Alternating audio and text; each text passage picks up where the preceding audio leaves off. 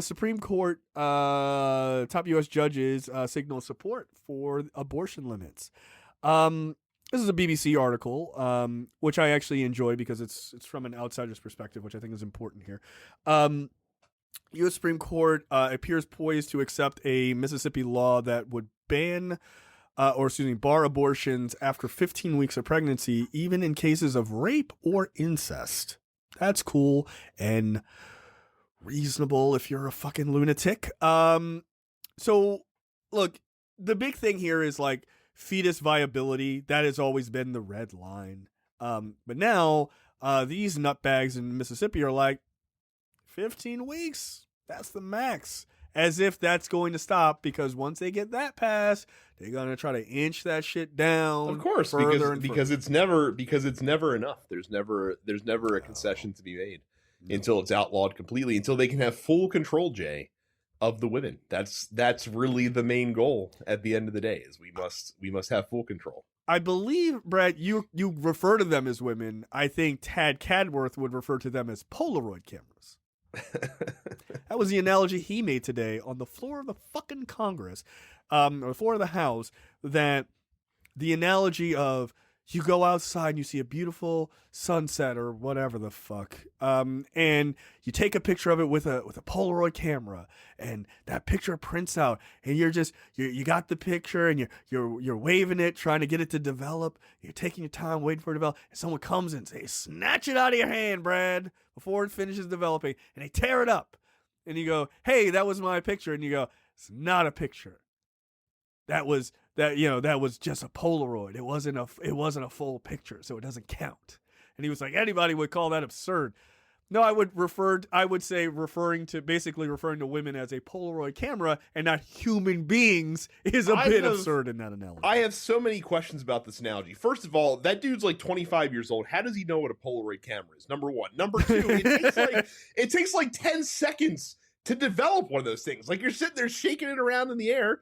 As Outcast said, like a Polaroid picture. Yes, and that's correct. Like I said, it doesn't take that long. And three, have you tried to rip a Polaroid picture in half? It's very hard. It can't be done. It's like trying to rip a phone book up. Yeah, it's very hard. Only the best of the best. It's insane. But then again, I guess if you go out to the forest and punch trees for a living, maybe you have the upper body strength to tear a Polaroid picture up. Not if you watch that video. No, he doesn't. No, he doesn't. That guy punches like an ass clown. He does. I want to be upset about this, and I am upset about this, but since I knew it was coming, like, I've been able to steel myself, and like I want to use this opportunity to be mad again at progressives from 2016 who didn't decide to vote for Hillary Clinton, but that's in the past, so it's not really productive to be mad about it. Nah. What are you gonna do? No, not me, Brad. I love that you're living in the future, and that's what I love about you, my man. But we're looking forward. No, on the Look Forward show. Not on this episode. I'm looking back. I'm looking hard back. And this is what I will say. There was a tweet that went around today, and I thought it was really good. Let me see if I can find it, because I think it's a really good one. It says, it's by Ashton Pittman, who apparently is a blue check person. He's a journalist.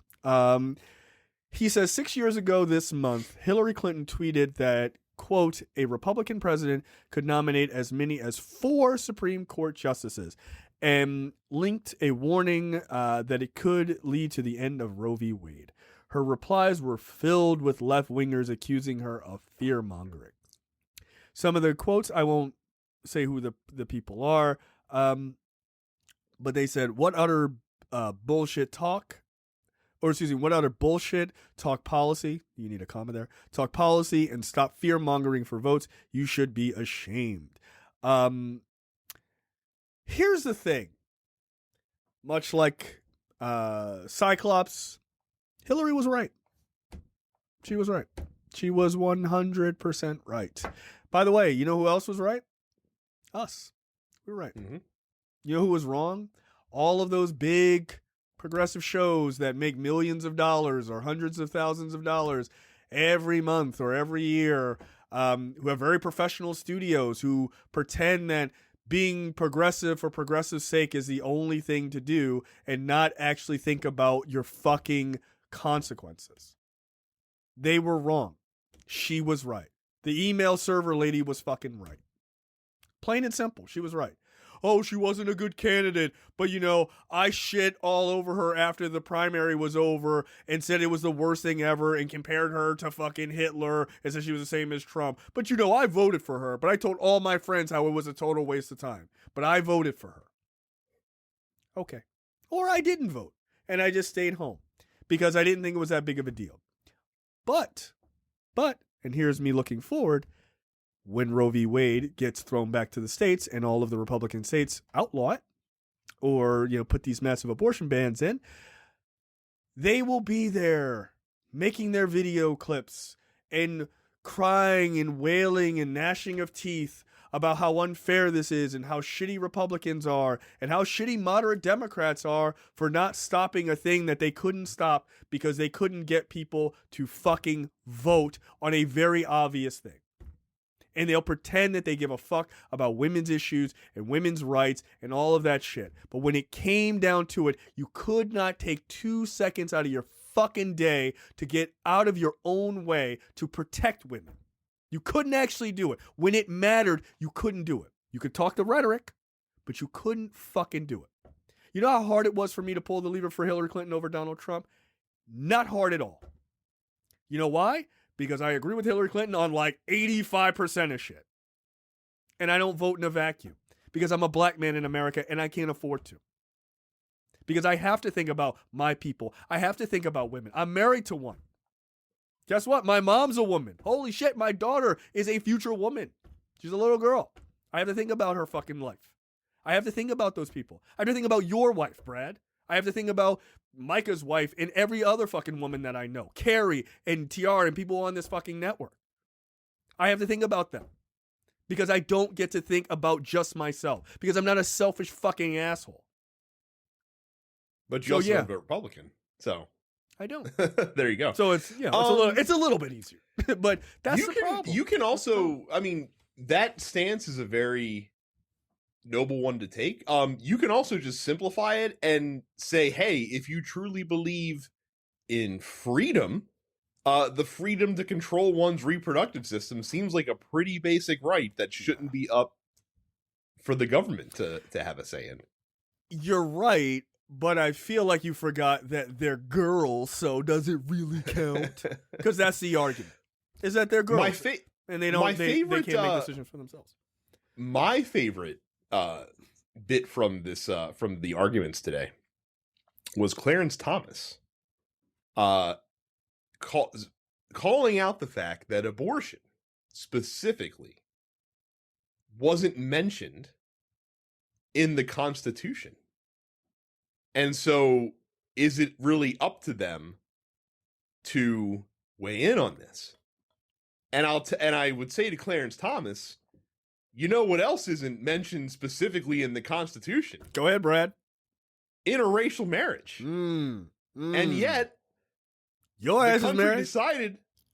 And yet the country decided at some point, I don't think we should ban marriages on the basis of the race of the people involved. And thanks to that forward-thinking decision, Clarence Thomas was able to get into an interracial marriage, which he would not have been able to do like 30 years prior to him getting married, or however long it was, because it was illegal.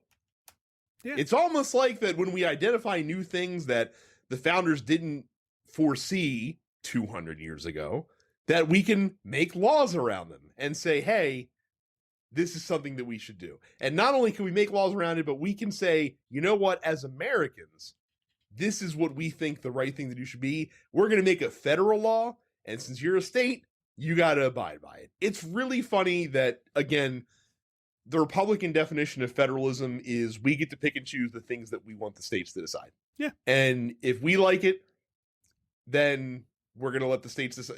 We're going to invoke it federally. And if we don't like it, then we're going to let the states decide.